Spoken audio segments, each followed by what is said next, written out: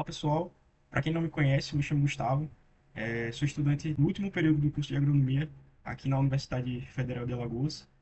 Também sou um dos cofundadores da iField, né, que é uma startup de agricultura de precisão, onde a gente fica situado aqui em Alagoas.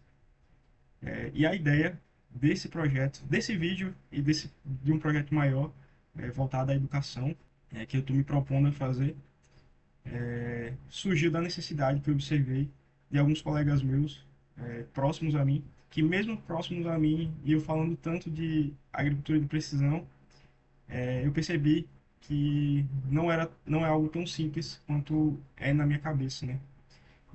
E eu entendo essa dificuldade, entendo que as universidades, até o nosso curso mesmo de agronomia, ele pecou em passar essas informações para a gente, né? O que é agricultura de precisão, como a gente coloca em prática a agricultura de precisão.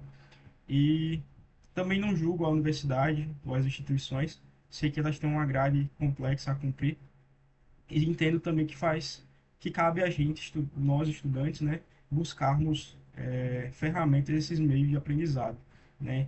Então, o objetivo desse vídeo aqui é eu poder compartilhar um pouco do conhecimento que eu tenho, para você e para que você já possa pegar esse conhecimento e colocar em prática também, porque tem dado certo comigo e acredito também que pode dar muito certo com você, tá bom? Então, o intuito desse vídeo e de todos os outros que virão vai ser tentar te ensinar em alguns minutos o que a instituição não te ensinou em alguns anos, voltado à agricultura de precisão, tá bem? Para esse primeiro vídeo, a ideia é descomplicar um pouco a agricultura de precisão, a gente trabalhar os conceitos, trabalhar já uma aplicação prática, entender e se familiarizar com esse conteúdo, tá bem? Então, aqui para a gente já dar início, eu trouxe um pouco de pesquisa, né? Um pouco de informações para a gente entender o quão importante tem sido o conhecimento em agricultura de precisão. O primeiro dado que eu trouxe está aqui do IBGE, é um dado de 2023, né? Ele lançou em 2024, mas é referente a 2023, que mostra que a agropecuária brasileira cresceu 15% em 2023. E essa é uma tendência que vai continuar nos outros anos. Eu acredito que agora em 2025, quando lançarem os dados de 2024, também vai mostrar algum crescimento do nosso setor, né, da agropecuária no geral. Junto com esse crescimento, eu trouxe aqui um dado da companhia McKinsey. Eles realizaram uma pesquisa bem abrangente na agropecuária e, em referente ao ano de 2023, eles mostram que também cerca de 50% dos agricultores já adotam ou estão dispostos a adotar tecnologias agrícolas em suas operações. Então a gente vê que, ao mesmo tempo que a agricultura no geral cresce, o uso e adoção de tecnologias de agricultura também cresce, o que está em conformidade com outro estudo desenvolvido, só que dessa vez pela KPMG, que eles realizaram um estudo avaliando quais são as profissões de futuro voltado ao agro, né? E o profissional ligado à agricultura de precisão vai ser uma das principais oportunidades futuras, o que está em conformidade com uma lei, né, sancionada em 2022, a Lei 14.475, que é a lei de incentivo ao uso da agricultura de precisão aqui no Brasil. Então, todos os projetos que que colocam lá para fazer o uso da agricultura de precisão, tudo isso tem um incentivo maior para o uso, tá bem? E trouxe também aqui, eu posso estar aqui na frente, mas é um estudo de uma instituição alemã, GIS, em parceria com a Universidade Federal do Rio Grande do Sul, que ela mostra que cerca de 149 mil, vai ter um déficit, né, de 149 mil profissionais ligados à agricultura de precisão. Para vocês terem noção, eu moro num município chamado Pilar, aqui em Alagoas, que tem 35 mil habitantes. Então dá cerca de 4 vezes o meu município, todo mundo do meu município, todos os habitantes do meu município empregados trabalhando nesse setor. Então é muita gente. E se a gente não se capacitar cada vez mais, a gente vai ficar dentro desse valor do déficit. Tá bem? Bem, agora que a gente entendeu um pouco a importância da agricultura de precisão, do quão esse setor tem crescido, né, e tem sido tão necessário, aí a gente agora vai discutir um pouco o que de fato é a agricultura de precisão. Eu trouxe dois conceitos, né, que eles são parecidos e ambos funcionam para descrever o que é a agricultura de precisão. Primeiro, é que ele é um sistema de gestão agrícola baseado em dados. Então, toda a tomada de decisão voltada à agricultura de precisão a gente tenta tomar essa decisão baseada em dados, seja dado de solo, dados de clima, dado de que foi levantado em campo, enfim, mas a gente sempre tenta tomar essa decisão baseado em algum dado. Outra definição é que a agricultura de precisão é uma gestão espacializada dos dados.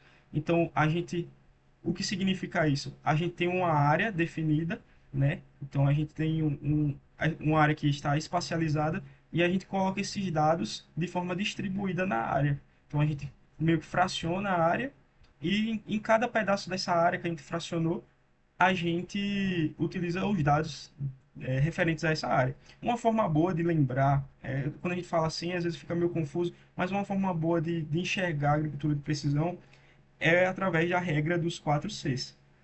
O que é? É um certo insumo em certa quantidade, em um certo local, em um certo momento. Então, isso aqui define muito bem o que é agricultura de precisão, né, ao pé da letra.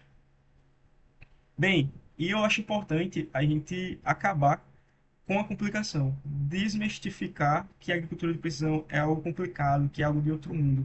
A gente geralmente, no início, a gente acha que a gente precisa do quê? Do satélite da NASA, né, para fazer agricultura de precisão. Ah, eu vou ter que pegar dados lá da NASA, pegar a imagem de satélite, não sei o quê.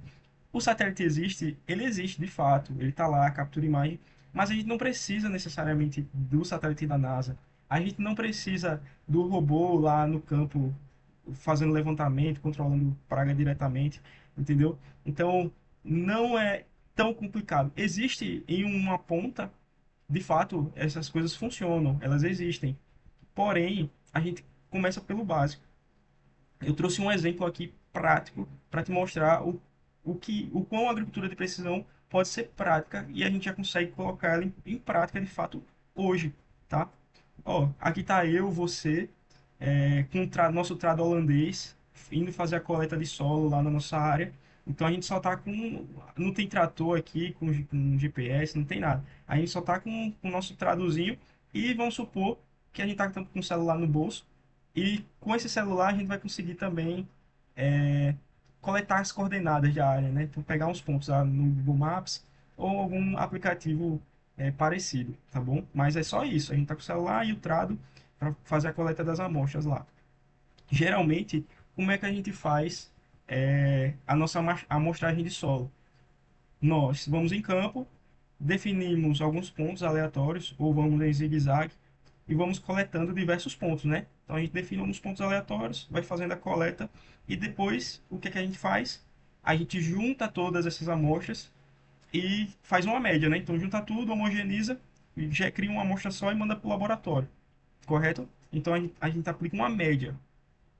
Já na agricultura de precisão, o que é que a gente faz? Ó, é a mesma área, só que agora a gente vai fazer, vamos colocar pontos distribuídos de forma uniforme na área. Então, ao invés de a gente ir em zigue-zague coletando pontos aleatórios, nós já sabemos quais locais a gente vai coletar esses pontos, a gente já definiu previamente, né? Então, aqui, ó, a gente cria, isso aqui a gente chama de grid, né? Então, a gente cria como se fosse uma grade aqui, ó, e esses pontos aí já ficam conhecidos. Então, ó, aqui eu vou coletar uma amostra, aqui outra.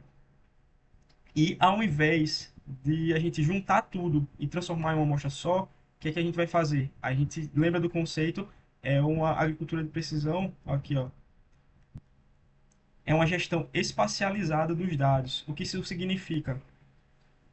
Que a gente não vai juntar tudo em uma amostra só. A gente vai, cada ponto desse aqui, ó, vai ser uma amostra.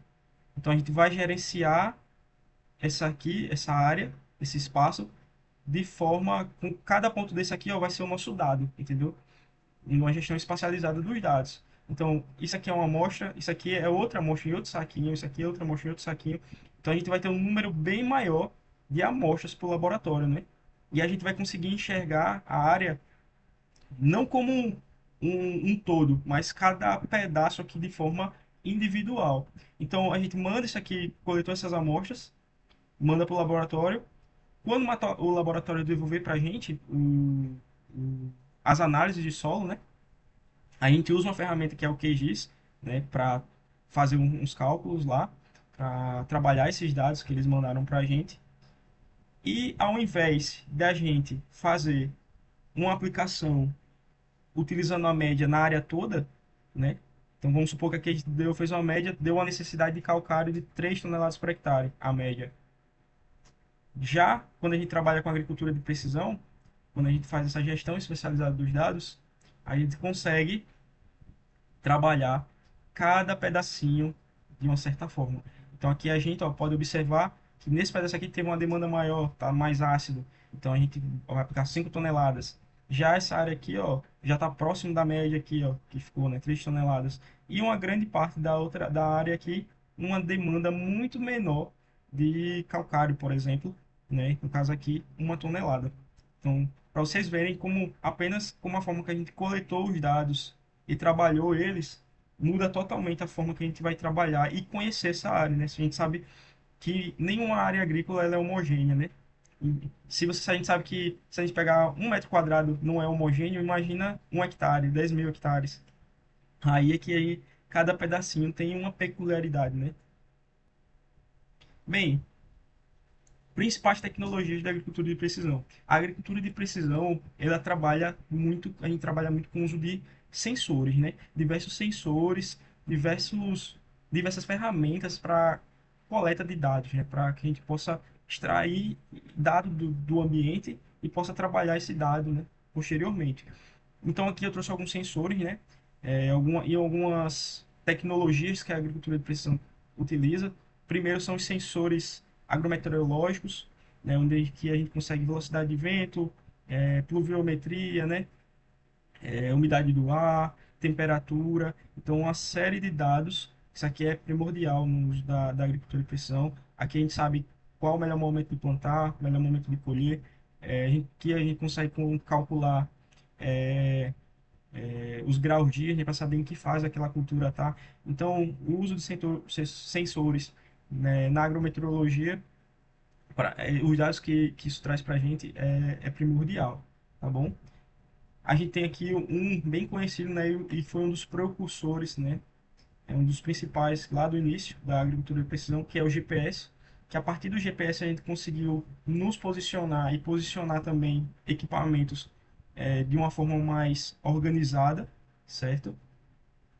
Temos aqui máquinas e equipamentos já automatizados, então eles já fazem o uso da ferramenta que é o GPS, e aí a gente acopla em uma máquina, né, que é onde ela tem um monitor, e ali ela consegue se posicionar de forma mais precisa, e também consegue, hoje esses tratores eles apresentam uma série de sensores que trazem diversas informações, né, da máquina para a gente, chama de telemetria esse tipo de equipamento de trabalho. Outros são softwares de gestão agrícola. Então, aquele aplicativo, aquele software que você tem na fazenda ou no celular, que você demarca a área, que você marca, ó, aqui nesse dia eu fiz a aplicação, ó, nesse dia faltou adubo. Então, que você faz essa gestão, isso também é agricultura de precisão. Você está atribuindo dados a uma área. Tem um dos mais conhecidos, né, hoje em dia, que é o uso de drones, né? E também nós temos imagens de satélite, né? O satélite da NASA, outros satélites, tá bem? Bem, hoje, de forma geral, você já pegou conhecimento do que é agricultura de precisão, mas hoje eu resolvi dar um foco em uma dessas ferramentas, né? Que eu acabei de comentar. E o foco de hoje vai ser o drone, né? Eu trouxe uma pesquisa aqui, outro lá da AgroLink, que, de acordo com o estudo da Mordor Intelligence, o mercado global de drones agrícolas deve alcançar cerca de 4,36 bilhões de dólares até 2029. Então, você vê que é um mercado que ele vai ter crescimento, né? Ó, mais que o dobro do valor estimado para 2024, que é de 2,08 bilhões de dólares, né? Então, nesse período, ele vai mais que dobrar de valor. Esse mercado vai crescer, já cresceu muito e vai crescer muito mais. Para falar de drone, a gente tem que entender que nem todo drone é igual, tá bom? A gente tem os drones operacionais, que são os drones de aplicação, de distribuição de insumos agrícolas, são esses maiores. E nós temos os drones de monitoramento. Talvez eu tenha ficado aqui na frente da câmera, mas é um drone onde o objetivo principal dele é a câmera, né? Onde a gente vai a campo e vamos tirar fotos, coletar dados, tá bom? Ele é um drone bem menor. Vamos iniciar falando aqui um pouco dos operacionais. Aqui eu trouxe algumas informações, trouxe aqui um modelo bem atual, que é o Agra XT40, né, um drone bem parrudo. Ó, vamos falar um pouco de eficiência, né, de ar, então ele não consegue mapear, não, consegue voar, aplicar cerca de 21,3 hectares por hora, isso em culturas distribuídas, assim, né, como cana-de-açúcar. Já em pomares, ele faz cerca de 4 hectares por hora, né, devido à distribuição da forma de plantio, né, do pomar. Ó, consegue uma carga aqui de cerca de 800 quilos, dispersão de soluços sólidos, né? Ó, aqui a dispersão de 50 quilos na pulverização, né, que dá cerca dos 40 litros. Voo automatizado, né? Então ele tem aqui ó, um sensor para proteção, né, grau de proteção, IPX6K, um radar. Então ele é um drone bem parrudo, um drone bem grande. E para você pilotar um drone desse porte aqui, não é qualquer pessoa que consegue, que pode, tá? Porque por ser um drone grande, ser um drone pesado, a hélice desse drone, quando ela atinge a rotação de voo, se você chegar próximo dela, bater, é muito provável que aconteça um acidente grave, né? Porque fica quase como uma lâmina aqui rotativa.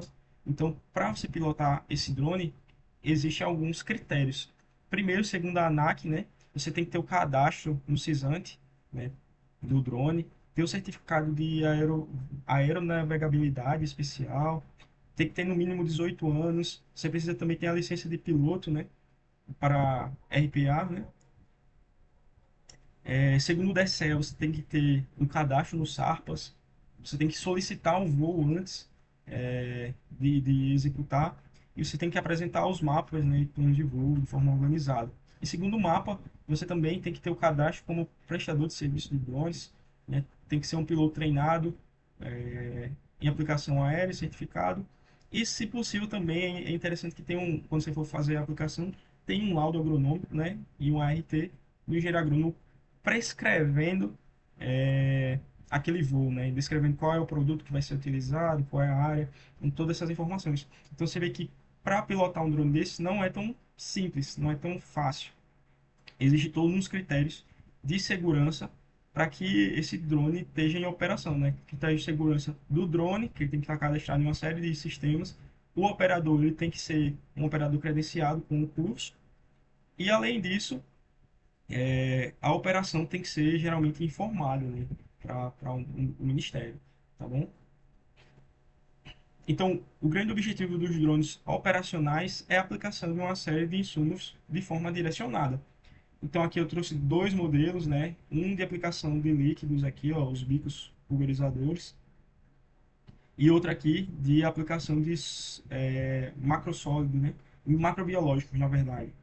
Então, o de aplicação de líquidos, ele aplica herbicidas, inseticidas, fungicidas, maturadores, adubos líquidos e também ele consegue fazer a distribuição de alguns sólidos, né? Como sementes e também algum... Eu já vi gente colocando também algum tipo de adubação, ureia, por exemplo. E esse de distribuição de macrobiológicos, você vê que o sistema de dispersão dele é diferente. Aqui ó, a gente tem a presença de um tanque, aqui, né? Onde a gente coloca a nossa cauda. Já aqui a gente tem um dispenser, onde ele é para acoplar esses tubetes aqui, que no caso aqui é cotésia, né? Então ele faz essa distribuição precisa de cotésia flavips, provavelmente em cana de açúcar, tá bem? Então, por que a gente utiliza esses drones de aplicação? Eles são, aí, um dos motivos é que eles são bem mais precisos, né, do que outras ferramentas de aplicação aérea. Por exemplo, um avião, ele consegue, a vantagem do avião é conseguir aplicar em grandes áreas, porém, um dos problemas é a questão da deriva, né? Então, a deriva no avião costuma ser bem grande. E ele não voa, o avião não voa tão próximo da cultura como um drone consegue voar, né? Então, sem falar de toda a precisão da área estar mapeada, né, para o equipamento, então a gente sabe exatamente quanto vai cair, onde vai cair, né? Depois do voo, a gente consegue extrair um mapa de aplicação, ver se teve variação de doses. Então isso aí ele é muito mais preciso, né? Mesmo não conseguindo atingir ainda a quantidade de área que um avião faz, mas com mais operadores, mais drones em campo, isso aí não vai ser um problema, tá bom? Bem, e em relação aos drones de monitoramento, eu trouxe dois modelos aqui para a gente dar uma olhada. A gente tem um modelo quadricóptero e temos os de asa fixa. Vou começar pelo de asa fixa, né? Ele aparenta muito com um avião, né? Então ele tem uma hélice aqui traseira, a câmera fica embaixo, a bateria fica aqui dentro. Ele tem um sistema, uma controladora com GPS aqui, tá bom? Tem os lanes, né? Lanes, me corrijam se eu estiver errado, mas é onde faz o controle da aeronave, né? Aqui importante salientar, todo voo que os drones de monitoramento fazem, geralmente são autônomos. Então a gente faz um plano de voo e ele executa aquela área lá de forma automática. Então a gente não fica controlando geralmente de forma manual por conta da perda de eficiência, né? Se a gente precisa que ele respeite uma série de parâmetros para garantir a qualidade, se a gente for fazer isso de forma manual, vai ser muito trabalhoso. Então, isso de forma automatizada é muito mais preciso. Então, o grande trabalho aqui é só colocar esse drone de asa fixa para voar. Geralmente, o pessoal usa uma catapulta, parece uma catapulta para lançar ele, ou eles lançam de forma manual mesmo, na mão, seguram aqui nas hélices, nas hélices não, nas asas, né? E jogam ele e ele liga e vai e já começa o voo autônomo dele, tá bom? Ele é recomendado mais para grandes áreas. Eu, particularmente, eu nunca operei um drone de asa fixa, mas vejo que ele é para áreas grandes, ele é muito recomendado porque ele tem uma duração de bateria maior, tá bem? Mas já aqui do outro lado, nós temos um tipo quadricóptero, é um Mavic 3 Enterprise, um drone ótimo, excelente, tá bom? Ele já tem um receptor RTK aqui que garante uma precisão bem maior. E ele é quadricóptero justamente por ele ter um sistema com quatro hélices, né? Isso que permite ele decolar e pousar de forma vertical, né? Então facilita bastante. Esse drone aqui ele é composto por uma câmera RGB e uma câmera multispectral, né?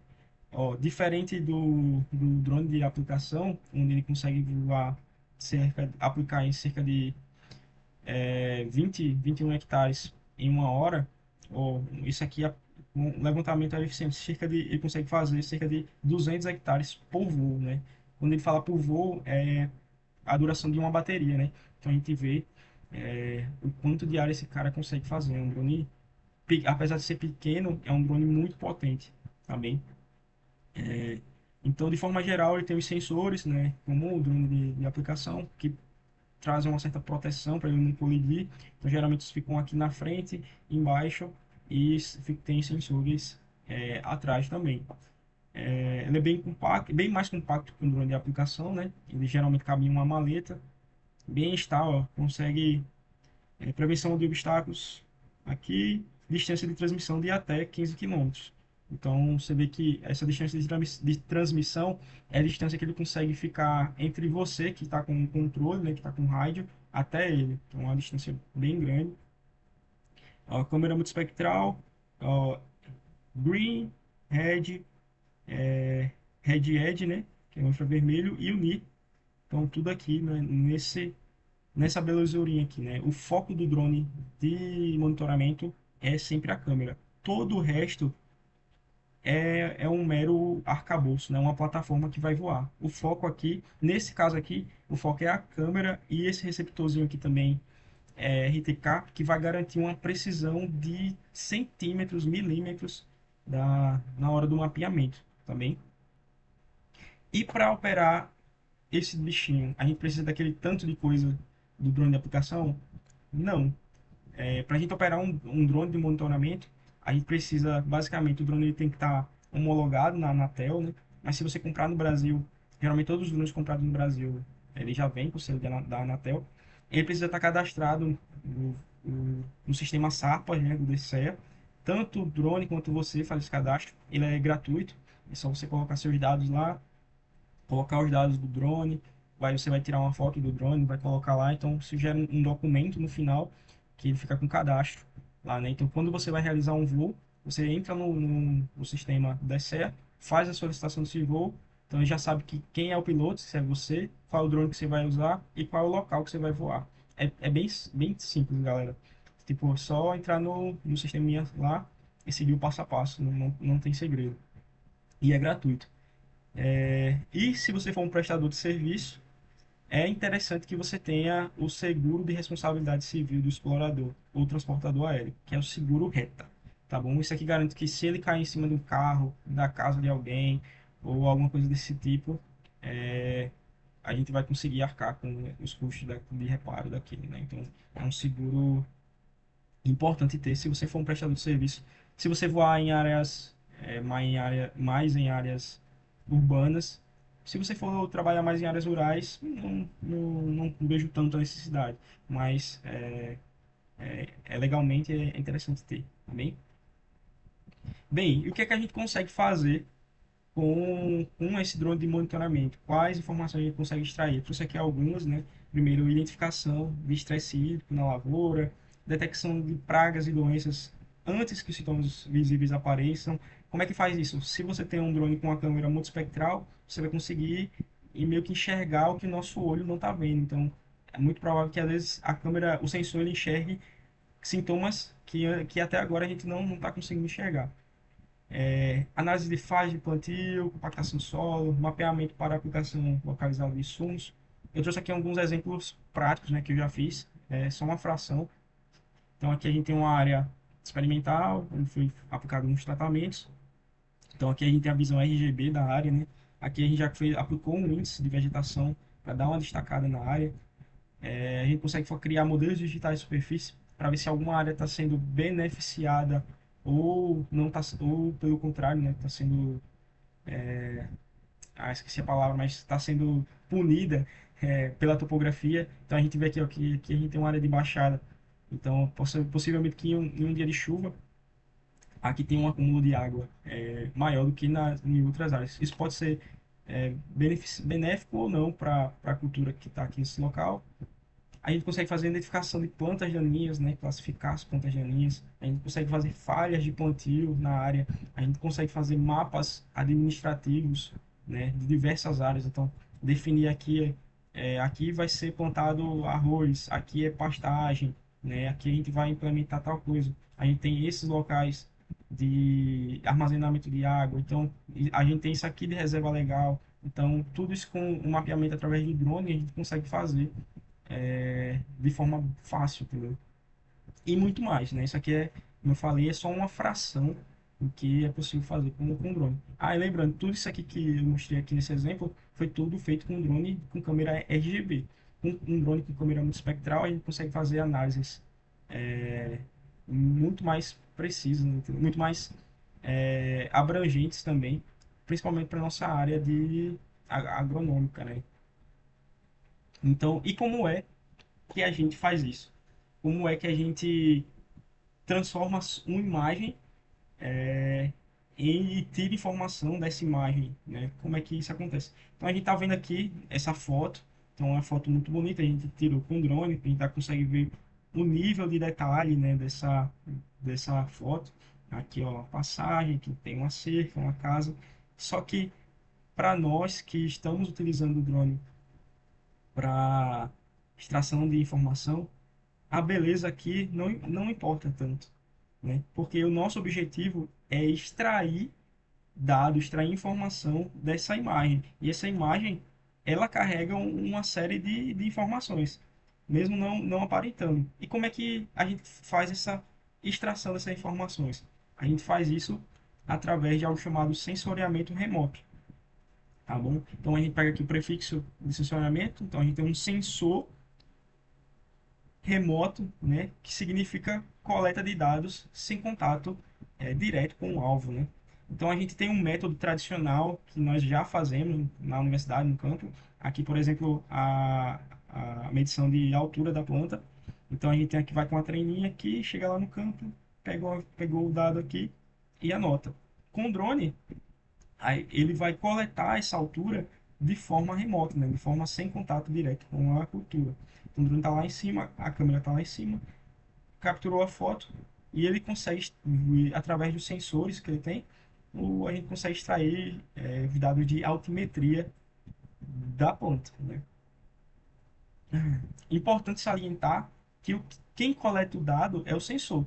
O drone por si só, como eu falei antes, ele é uma plataforma que vai voar. Quem coleta o dado é a câmera e o sensor, o GPS, acoplado no drone, né, que vai armazenar as informações de coordenada naquela foto.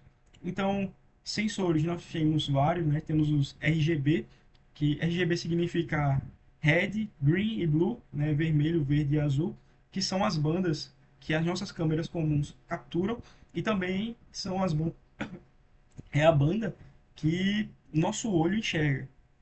Nós temos as câmeras multiespectrais, hiperespectrais, nós temos as câmeras termais, sensores a laser e também temos um sensor, né, proximal aqui, que é um sensor de dossel. Esse sensor de dossel, ele é interessante que ele não, diferente das câmeras, ele não tira foto. Ele manda aqui um sinal, a planta reflete e ele armazena já o dado, né? Então já vem o dado aqui para ficar armazenado, tá bem? Bem, para o sensoriamento remoto, nós usamos prioritariamente duas ferramentas, é, que é o satélite e o drone, tá bem? O satélite está lá em órbita na Terra e o drone a gente trabalha com ele aqui de forma mais próxima, né? E o objetivo de usar o satélite é, ou drone é enxergar por outro ângulo. Esse é o grande objetivo, né? A gente conseguir ter uma visão diferente da visão que a gente tem aqui. Trouxe um exemplo aqui, ó, uma visão horizontal, né, da gente enxergando o pasto. Aqui, se a gente for observar, a gente diz que esse pasto aqui tá ótimo, né, ó, passando da cabeça do gado.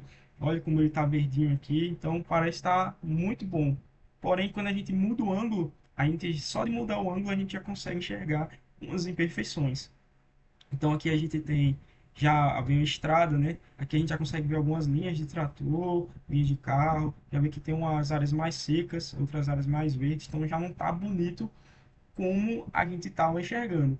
E agora a gente vai aprimorar como a gente vai enxergar esse pasto. A gente aplicou um índice de vegetação simples aqui, onde ele já consegue destacar o solo, consegue destacar a vegetação verde e a vegetação mais seca. Então você vê que mudando o ângulo e aplicando uma ferramenta de índice de vegetação nesse caso, a gente já consegue ter um posicionamento bem diferente de quando a gente só tinha visto o pasto aqui na nossa visão horizontal, certo? E como é que a gente consegue gerar esses índices de vegetação? Como é que a gente enxerga isso aí? Como é que isso é possível? Isso é possível através de uma coisa chamada resposta espectral. A gente provavelmente viu isso quando a gente pagou física, né, na agronomia. No ensino médio, não sei se a gente viu, mas na agronomia, provavelmente a gente, pagando física aplicada, a gente deve ter visto. É que, segundo a lei de Bi, né, toda superfície ela transmite a luz, absorve ou reflete. Então, o sol ele emite a luz de lá, né? Então, quando esse sol chega numa superfície, por exemplo, aqui a folha, pode ser uma folha de uma planta ou pode ser o próprio solo. Então, parte dessa luz ela passa, é a luz transmitida, parte dessa luz ela é absorvida e a outra parte ela é refletida, certo? Então, essa luz que é refletida é a luz, é o comprimento de onda que os drones e os satélites capturam, né? Então, quando ele reflete, o drone ele captura. É por isso que a gente não consegue fazer mapeamento com câmeras normais assim à noite, né? Eu acho que a gente só conseguiria fazer com uma câmera termal, algo desse tipo. Mas com câmeras que capturam, que dependem da luz do sol, a gente não consegue porque a planta ela não está refletindo nenhum comprimento de onda, beleza? Trouxe aqui um gráficozinho, mas passar bem rápido, tá bom? Isso aqui é um gráfico que relaciona, é uma resposta, né, espectral de uma curva de vegetação. Basicamente, vou voltar aqui. Basicamente, ela mostra que o comprimento de onda e a porcentagem, né, de reflectância naquele comprimento de onda. A gente vê aqui, ó, isso aqui é o que a gente enxerga quando a planta reflete. Então, ó, a gente vê que o que ela mais reflete aqui é o verde, né? Por isso que a gente enxerga a planta verde. E aqui a gente já não enxerga, mas a planta ela reflete bastante aqui, ó, o infravermelho, né? O Ni, e esse outro índice aqui, tá bem?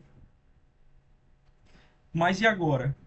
Diante disso, quem a gente escolhe? Trabalhar com satélite ou com drone? Qual é melhor? Bem, depende, né? Nossa típica resposta. Porque mais que concorrentes, essas plataformas elas são aliadas. Então, ao invés de a gente escolher um ou outro, vai depender de qual trabalho a gente vai realizar, né? E dependendo do trabalho que a gente for realizar, a gente escolhe qual ferramenta a gente vai utilizar.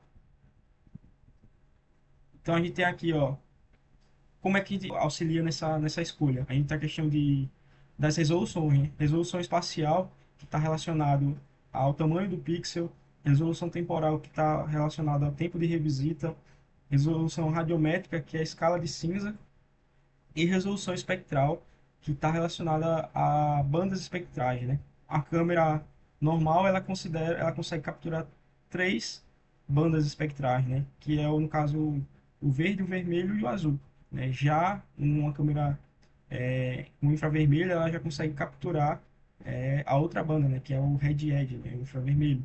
Então, tudo isso aqui tem que ser considerado se você vai escolher um drone ou um satélite. Bem, de forma resumida, aqui a gente tem algumas etapas para o monitoramento agrícola com drone. Dá para você tirar um print aí, deixar meu disponível. Tem um pedaço aqui que tá coberto, mas eu posso mandar essa apresentação para vocês, caso queiram. Primeiro passo começa no planejamento, onde você vai ter uma escolha do seu sensor, escolha da área, você vai definir a altura de voo, sombreamento e sobreposição das imagens. Depois de você definir isso, você vai realizar a execução do voo, né? Então você vai fazer um voo automatizado, né? Você vai verificar as condições climáticas no dia do voo, você vai verificar o horário de voo. Depois de você capturar as informações, a gente vai processar essas imagens, vai fazer uma mosaicagem, né? E através dessa mosaicagem a gente vai conseguir tirar as medidas, né, do que precisar, do solo, da planta, vai conseguir gerar índice de vegetação, realizar todo esse trabalho. E em seguida a gente vai analisar o que a gente gerou e vai comparar com o que é encontrado de fato no solo. No solo não, na área, né? Então pode ser, vamos supor que você fez um índice de vegetação e você observou que as bordas da área estão amareladas. Aí quando você foi em campo, você viu que está tendo uma infestação de cigarrinha, né, na borda aqui do talhão. Então você conseguiu criar essa relação causa e efeito, certo? E por fim, após conhecer o problema, você vai para a etapa de tomada de decisão, né? Então você vai fazer uma adoção da prática de manejo adequada nos locais necessários. Beleza? Então, de forma resumida, a gente utiliza o drone e o sensoramento remoto para fazer a coleta de dados, né? Então a gente faz um voo que realiza essa coleta de dados. Essa imagem aqui ela extrai uma série de informações para a gente. Com essa série de informações, a gente trabalha essas informações, trabalha esses dados e dos dados a gente cria informação para o que a gente precisa e com essa informação a gente toma a decisão assertiva, né? É muito mais fácil o médico ele passar um remédio quando ele passa primeiro um exame e através daquele exame ele consegue analisar de forma mais precisa, né? Então, para a gente funciona da mesma forma. Esse voo, essa análise é como se fosse um exame daquela área que gera uma informação e que ajuda a gente a tomar uma decisão mais assertiva. Tá bem, pessoal? Eu espero que tenham ficado dúvidas, porque um professor uma vez falou que se não ficar dúvidas, ou o aluno entendeu tudo, ou o aluno não entendeu nada. Então, espero que tenham ficado algumas dúvidas e que vocês possam compartilhar elas e que a gente possa criar uma comunidade forte aqui e que bote a agricultura de precisão para frente, né? Eu vejo que ainda tem uma caminhada muito grande aqui no nosso estado, no estado de Alagoas, no geral, mas acredito que nos outros também. Mas acredito que se a gente tiver mais profissionais trabalhando e ensinando, mostrando, né, que é algo simples e que pode ser aplicado já no campo e não é algo de outro mundo. Eu acredito que vai ser bem mais rápido a adoção, né, da agricultura de precisão, tá bem? Então, espero que, se vocês gostaram, espero que deixem nos comentários, se tiverem dúvidas também, e qualquer coisa, vou deixar também um contato, tá bom? Obrigado, pessoal, até mais.